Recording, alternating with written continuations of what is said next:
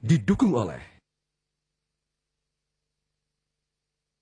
data yang SafeNet kumpulkan tadi Anda sebutkan tahun ini saja ada 75 kasus. 44 kasus.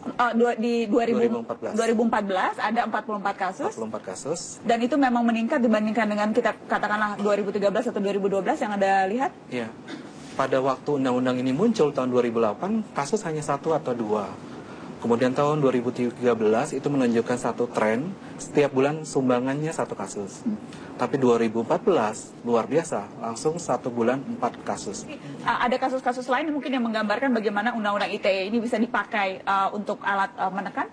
Ya, yang menarik adalah kita bisa menunjukkan contoh-contoh bahwa kasus-kasusnya jadinya kasus sepele pun bisa dijadikan penyebab orang bisa dimasukkan penjara. Di Jogja ada satu kasus seorang istri, dia dalam hubungan yang buruk dengan suaminya, kemudian dia dalam proses perceraian, lalu punya pacar baru, kemudian karena pacar baru dia senang, dia ubahlah statusnya dari Facebook itu, kan bisa diubah dari married ke single, kemudian dari single ini dia ubah lagi ke married ke pacar baru yang menurut dia lebih prospek lah untuk jadi suami yang lebih baik. Tapi apa yang terjadi? Mantan suami atau yang dalam proses perceraian itu tidak suka dan menganggap itu pencemaran nama. Dan ibu ini luar biasanya di Jogja dimasukkan ke penjara selama 4 bulan, terbukti bersalah. Di penjara 4 bulan karena mengubah status Facebook dari single ke married. Ya. Dan kena undang-undang ITE. Karena undang-undang ITE. Itu nggak ada penjelasannya. Dan dilaporkan oleh sang suami yang merasa seharusnya tidak mengubah status karena masih proses penjara. Ini seperti nggak masuk akal.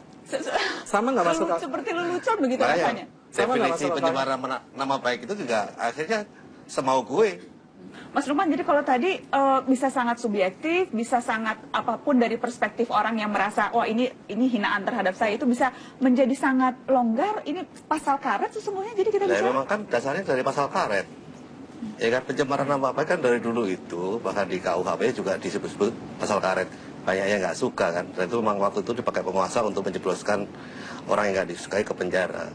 Nah, pasal karet itu kemudian diperlebar ke digital, karena efek penyebaran yang luar biasa, hukumannya jauh lebih besar.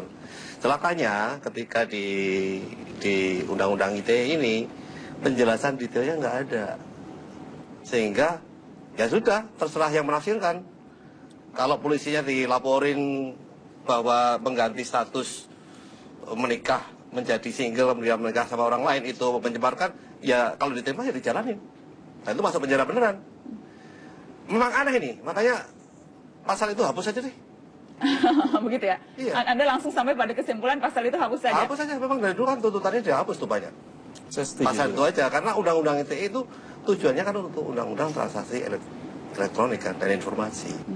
Tapi dari perspektif orang yang kemudian merasa memang, oh itu yang dilontarkan orang di sosial media itu memang merugikan saya begitu. Itu memang sesuatu yang mengganggu. Merugikan itu kan ada dua hal. Tudingan. Bagaimana kemudian untuk mengakomodir orang-orang yang merasa memang itu betul-betul merugikan sang korban. Ini merugikan ada 2 hal. 1, merugikan secara persepsi. 2, merugikan karena soal masalah legal. Contoh gini, kalau saya bilang, ini kamu wajahmu jelek banget ya, rugi gak dia? Ya rugi, paling rugi persepsi aja kan. Tapi kalau merasa tersinggung, merasa terhina dengan ungkapan itu? Ya gak apa-apa, boleh, tapi nggak bisa menuntut saya masuk ke penjara. Ya, tapi kalau saya bilang, dasar maling, gitu kan, kalau itu berarti saya sudah menuduh dia maling, ya. Yang pertama adalah opini, yang kedua bukan opini lagi, itu sudah tuduhan, harus dibuktikan. Aku maling, dia maling atau bukan, dia koruptor atau bukan. Makanya Undang-Undang ITE yang sifatnya penyebaran nama baik itu harusnya terhadap status hukum, bukan terhadap penilaian opini. Gitu. Nah, sekarang kecampur kekaruan. Kalau menurut Anda kriteria objektifnya seharusnya apa? Kalau kita berusaha mencari sesuatu yang bisa menjadikan patokan dan pegangan, selain alasan subjektif sang korban ya, yang merasa tersinggung dan terhina.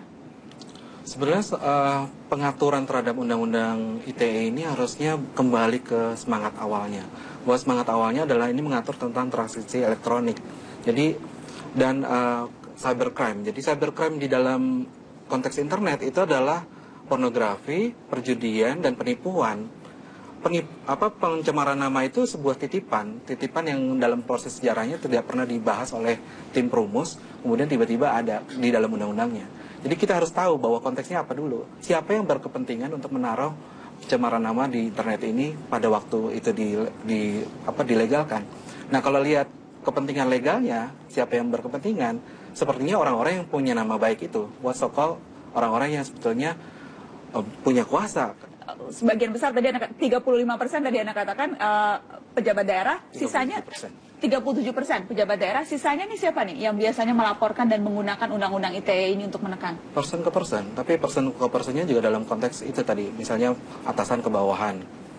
Nah, itu lebih banyak kayak gitu. Lalu sisanya yang kecil-kecil. Jadi dalam konteks Pilpres kemarin kita mencatat ada 19%. Jadi dalam konteks Pilpres itu ada pelaporan-pelaporan juga pencemaran nama dalam itu karena katanya dianggap yang disampaikan itu tidak sesuai dengan kenyataan gitu ya. Itu dalam konteks Pilpres kita petakan. Nah, kan tadi Mbak Naswa mengatakan soal bagaimana mengakomodir soal segala macam ini semua. Ini menurut saya persoalannya ada dua hal. Yang pertama adalah kita sudah 32 tahun di zaman masa Soeharto tidak pernah punya kebiasaan mengkritik. Budaya kritik hilang ya. Lalu sosial media, internet itu memberi wadah untuk orang menyampaikan kritik. Tapi dalam menyampaikan kritik ini ada persoalan bahwa tidak semua punya pendidikan cara mengkritik yang baik. Jadi literasi media sosial untuk mengkritik itu penting. Orang di tahap-tahap awal ini hanya bisa menyampaikan dengan mengatakan ini nggak benar, tapi nggak bisa membangun argumentasinya. Sehingga kemudian nggak benarnya kenapa, ya bupatinya ngaco lah gitu. Kemudian dijerat. Seharusnya dengan membuka literasi sosial media, orang akhirnya bisa membangun kritik ini jadi jauh lebih konstruktif dan bisa akhirnya menjadi sebuah elemen yang bangunannya bagus sekali untuk mendukung demokrasi digital. Dan pemerintahan Jokowi kan menjanjikan bahwa demokrasi yang partisipatif kemarin itu akan ditransformasi ke dalam pola pemerintahan ke depan. Artinya apa? Orang-orang yang memakai medium internet, netizen ini akan diajak untuk terlibat, memberi masukan. Memberi masukan itu salah satu bentuknya adalah kritik. Memberi masukan itu salah satu bentuknya adalah melaporkan ada persoalan. Tapi kalau tidak ada perlindungan, apa jadinya sebetulnya? Sebetulnya kan semua akhirnya tergiring masuk ke dalam penjara. Ya, kalau tadi menarik dikatakan Mas Damar, literasi media sosial. Jadi kita sekarang banyak pengguna media sosial, tetapi sesungguhnya masih belum terlalu cakap bagaimana mengutarakan opini ataupun apapun keluh kesah yang ada di hati begitu di media sosial dalam bentuk yang mungkin akan bisa lebih diterima. Menurut Anda itu suatu pembatasan atau memang seperti apa? Enggak. Sebenarnya ini soal literasi itu kan butuh masalah waktu aja. Yang lebih penting adalah literasi kepada orang yang mau sembarangan menggunakan undang-undang ITE untuk meredam. Bentuknya seperti apa sih dalam bayangan Anda, Mas Lukman, literasi media sosial? Untuk siapa dulu? Kalau untuk publik, ajari aja mengenai etika sosial media. Simple. Dan itu sangat sederhana. Apapun yang dilarang secara etis di offline, sebenarnya nggak pantas juga dilakukan di online. Titik. Selesai. Gitu. Tapi jadi kalau ketemu langsung tidak menghina-hina, mengumpat dan sebagainya, ya di media sosial juga sama iya. Jangan mengumpat, sama orang tua kita di offline nggak boleh sembarangan ngomong kasar, di online juga sama nggak boleh gitu. Tapi saya justru lebih penting adalah kepada orang-orang yang sedikit-sedikit merasa tersinggung gitu, lalu menggunakan undang-undang ITE untuk menebas suara itu harus diedukasi bahwa percuma menggunakan itu untuk meredam suara, ya. Karena apa? Karena memang kalau memang orang itu memang jelek, akan bermunculan di mana-mana suara itu. Satu ditangkap, lain akan bela. Makanya coba perhatikan, dulu waktu kasus Flo di Jogja, dia kurang ajar, dipulih sama banyak orang. Tapi begitu dia ditangkap pakai undang-undang ITE, berbalik publik bela dia. Ini pelajaran menarik. Ini yang paling penting, bahwa suara kita, suara masyarakat sekarang, netizen itu sudah terbangun. Kita ingin ini dicabut pasal 27 ayat 3. Tetapi kan kita berhadapan juga dengan proses hukum, proses politik juga. Bahwa Kominfo sekarang itu sedang menginginkan juga merevisi. Jadi ada pihak lain di luar masyarakat juga sudah ingin merevisi. Komisi 1 Mbak Mutia Hafid juga ingin merevisi. Nah, kepentingan untuk merevisi undang-undang ITE ini tinggal disatukan, tapi suaranya masih berbeda-beda. Kominfo hanya ingin mengurangi ancaman hukumannya. dari 6 tahun menjadi 3 tahun, dendanya dari 1 miliar menjadi 500 juta. Tapi persoalan utama pencemaran nama masih ada di situ. Yang teman-teman dari SafeNet Indonesia inginkan, revisinya dalam bentuk apa? Dicabut. Dicabut sama sekali? Itu hampir semua kayaknya, bukan hanya SafeNet. Jaringan kita semua, Koalisi Internet Tanpa Ancaman, itu meminta adalah itu dicabut. Saya pribadi, saya lebih setuju bahwa pasal tersebut ditiadakan sama sekali, karena toh sudah ada di KUHP, kemudian di situ juga ada yang terkait pelanggaran susila di dunia maya, toh sudah ada undang-undang pornografi, anti pornografi sekarang, karena undang-undang ini dulu dibuat sebelum ada undang-undang pornografi, anti pornografi. Ada ekses dari penerapan pasal 27 itu sendiri, banyak yang menderita. Namun akhirnya disepakati antara pemerintah dengan DPR, kita akan melakukan revisi atas undang-undang ITE itu sendiri.